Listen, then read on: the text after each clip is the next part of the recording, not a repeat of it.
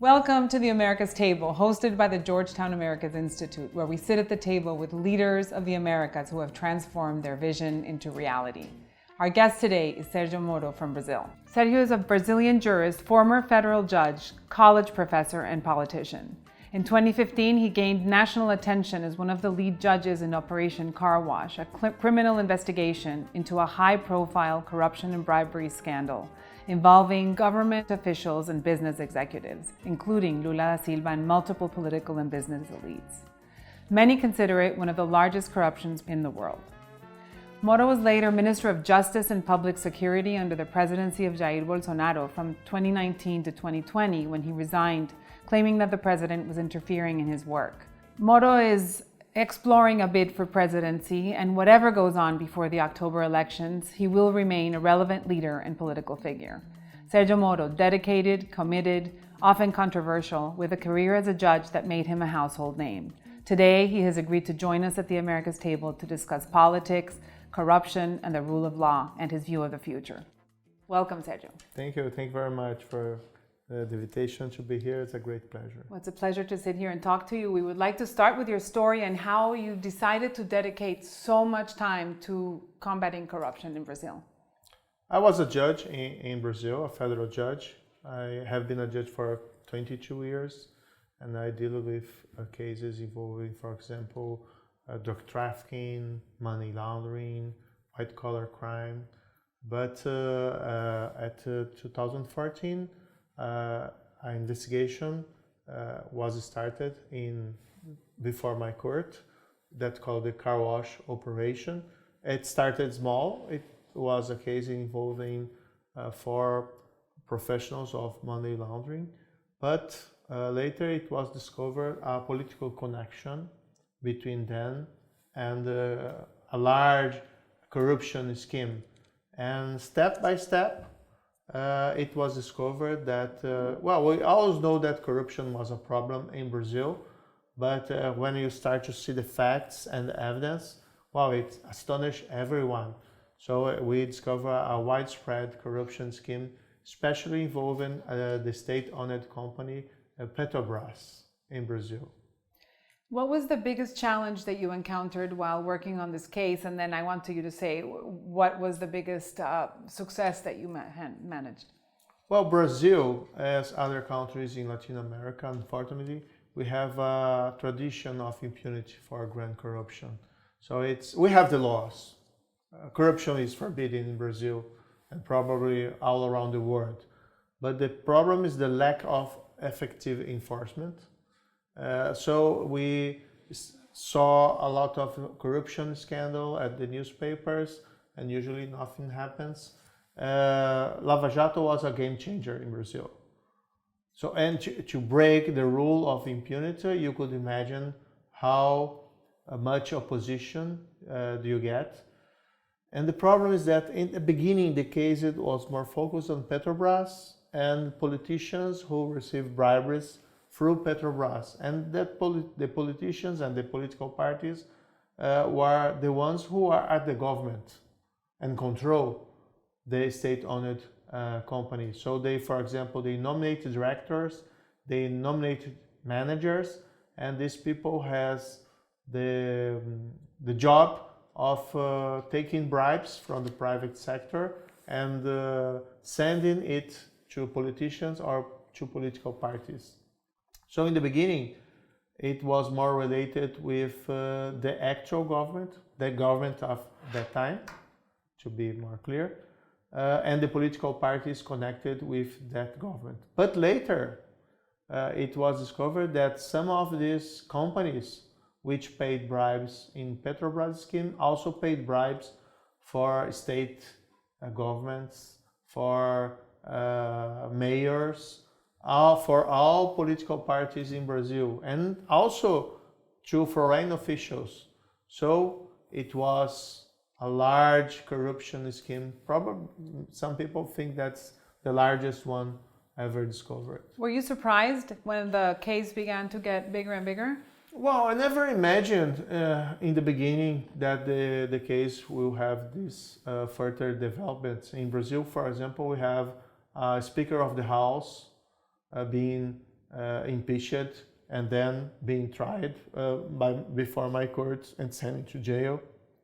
The former president of Brazil, several congressmen, powerful directors of Petrobras, but maybe what called more attention was that directors, CEOs, and even owners of the biggest Brazilian construction companies are also held accountable for crimes, being tried and being convicted for corruption. This never happens.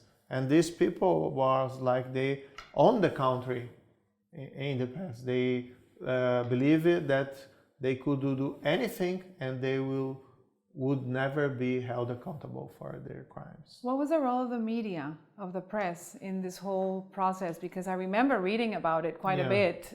Did you have help from the press, or were they deliberately opposing, or both? At the beginning, during the case, we have a lot of support. We made the decision that all facts or all evidence would be available for the public opinion. It's not trial by the media, how some people say. It's more about avoiding obstruction of justice. We need to count on the public opinion to go with the case, because in Latin America, as I said, we have difficult to enforce the law against powerful politicians, against powerful businessmen.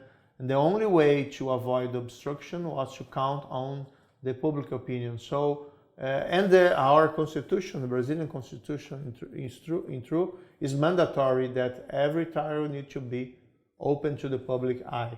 And we just follow the rule of the law on that issue and made evidence available. So in the beginning, the press was very in favor, but later, this is another story, especially after 2018, unfortunately, the fight against corruption in Brazil started to face setbacks. It was kind of, if you could make a comparison, it was kind of the Empire Strike Back.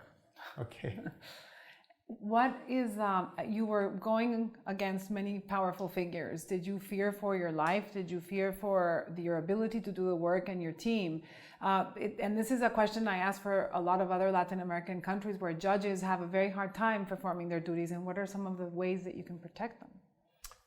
Yes, well, I have been a judge for 22 years and I have cases involving drug lords.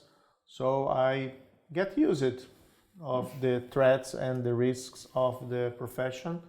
So during the car wash case, also I need to have police protection since the first year of the beginning of the case. Well, it's a part. The risk is a part of the profession. If you don't make enemies as a judge, you're not doing the right thing. At least in Latin America. If you enforce the law, if you act with impartiality, if you punish corruption, which we need to say, cannot say for every country, but almost all countries in Latin America have difficulties to deal with corruption.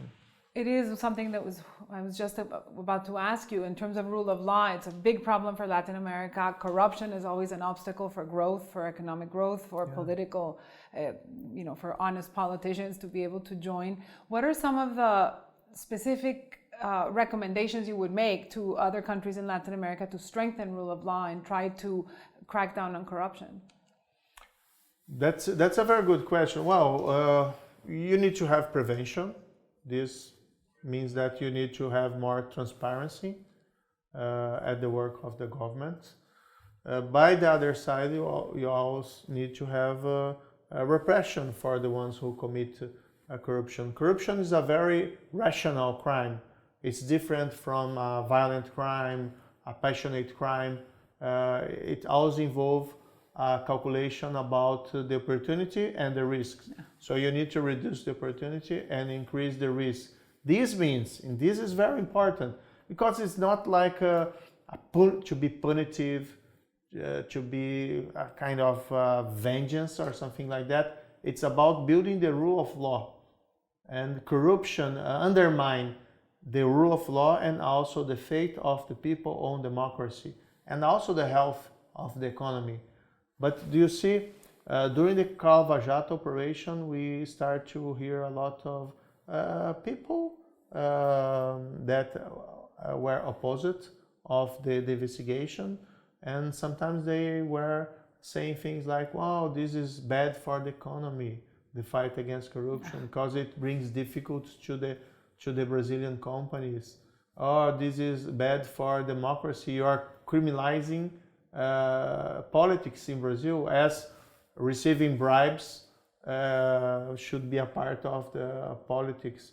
So one of the problems is how to face this kind of absolutely wrong opinion, but when this opinion has some support of the media, of the intellectuality in Brazil, it's very troublesome. So you talk about prevention. What tools can governments create for transparency or for the society to be able to track what the rule of law is and how transparent it is? Are there specific examples in the world that Latin America can take?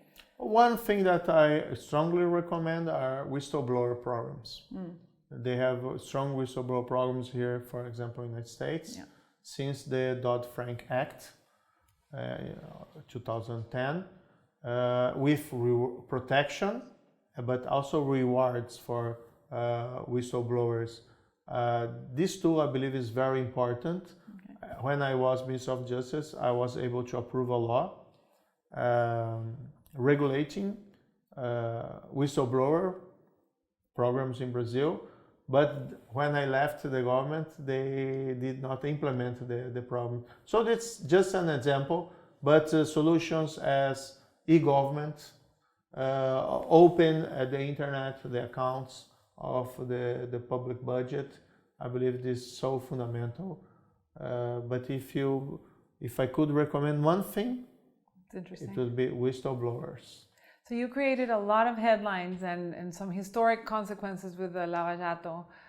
It was, read and listened to all over the world.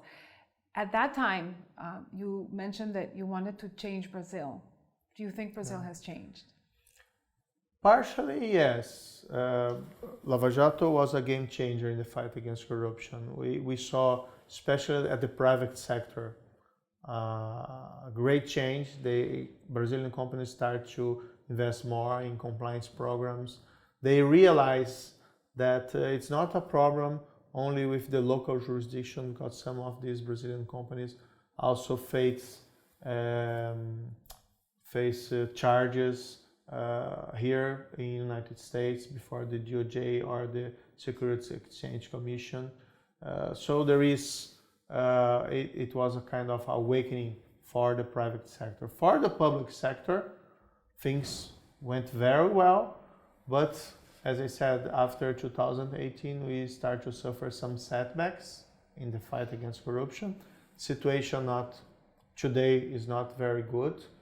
I believe the federal police now in Brazil does not have the completely autonomy to make investigations like they did during the Lava Jato time.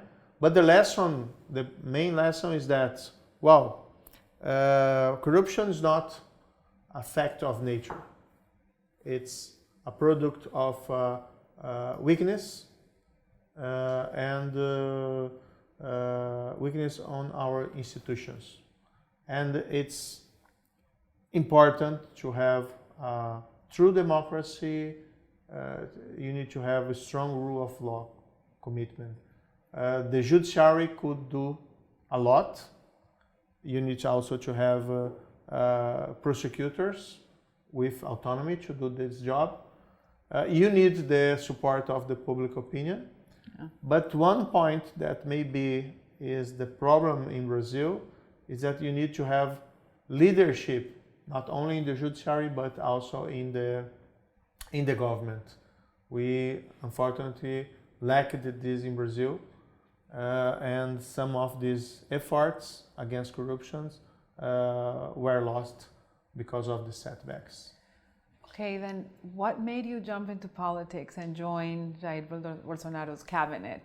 Did you think that you could make progress in your desire to improve the rule of law from within the government, and do you regret it? Yeah, that is the case. Now, of course, I'm disappointed about what happened, but in 2018, there was a lot of hope that the government could approve real change in Brazil. And I went to the government, I accepted the invitation after the elections, okay, to consolidate the efforts against grand corruption in Brazil. And it would work if I had the support of the president. But were you surprised? Well, during the elections, there was not any notice about corruption involving the president. I know he was kind of controversial, but I went to the government because I have my agenda. I believe it's agenda that it is on the interest of the Brazilian people, especially consolidating corruption and the rule of law. And a lot of people think that I would act as a kind of a guardian in favor of the rule of law against some attempts by the president.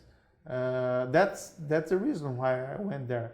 When I realized that I didn't have the support and that the president was undermining my work, I resigned. I resigned in 1 year and 4 months. So I believe this shows that my real commitment was not with the power or the prestige of being Minister of Justice, but with agenda of the rule of law. And now you want to stay in politics. What are your intentions? Well, Brazil is now facing a polarization in the elections.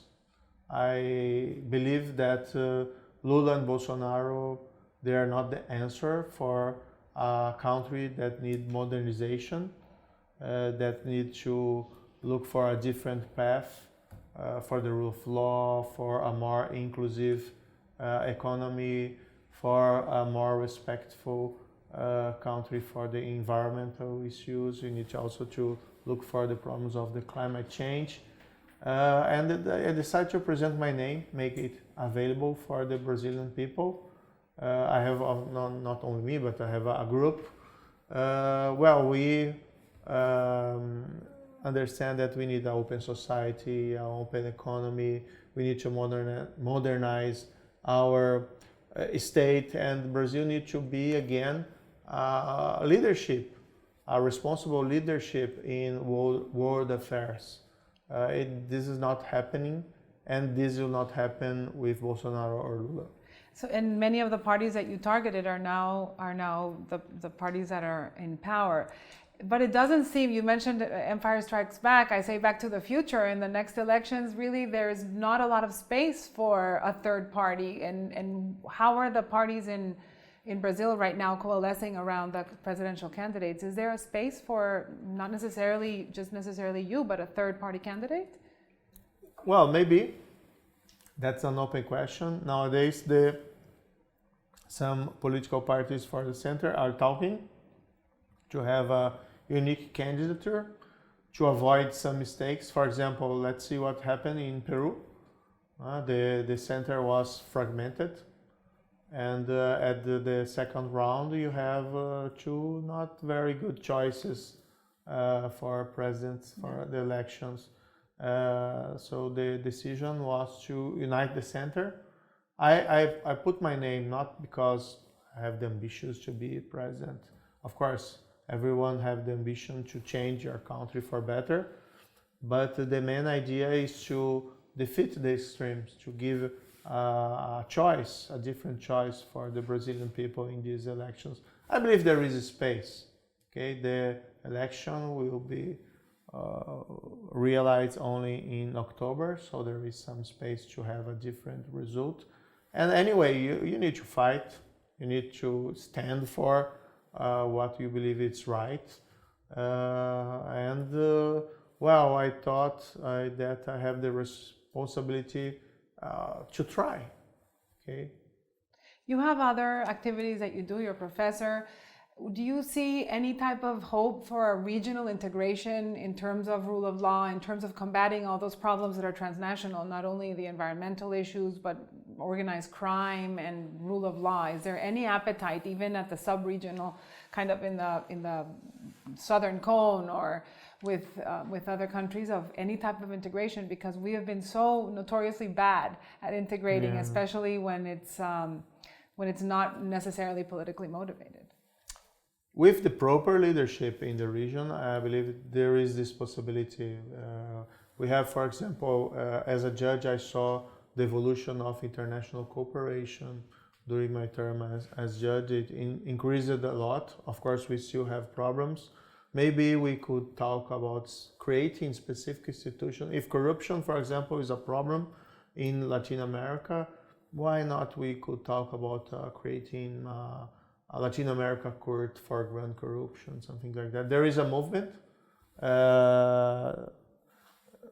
calling for the creation of an international court for grand corruption. It's still in the beginning, but maybe we could think about something regional, or at least making stronger the cooperation between the prosecutors of the region, creating groups, creating common task force to deal with this issue.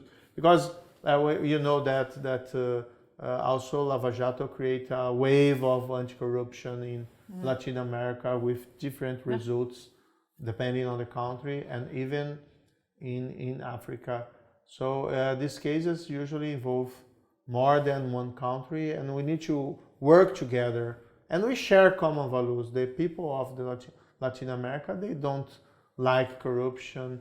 They want to have more rule of law. They understand that no one should be above the law.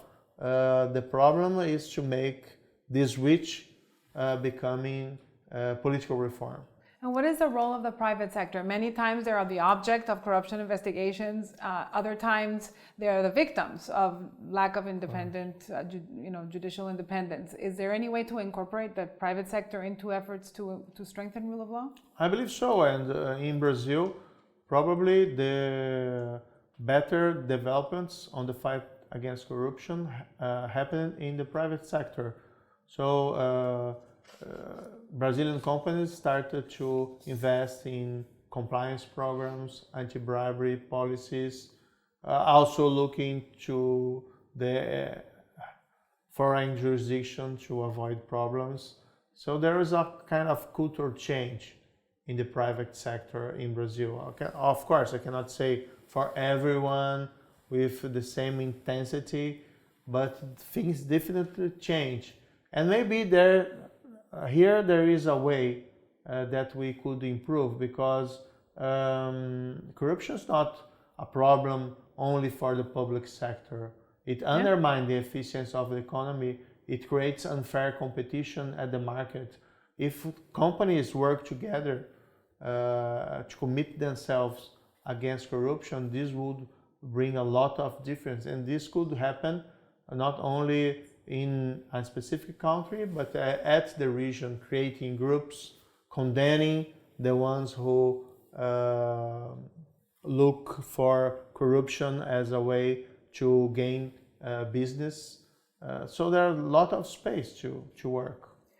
So the last question, we're here in Georgetown University. What lessons in leadership would you give to the future judges, the future entrepreneurs, the future political activists in Latin America, based on your experience? I would say never give up. It's difficult, it's hard, but you need to fight for what you stand for.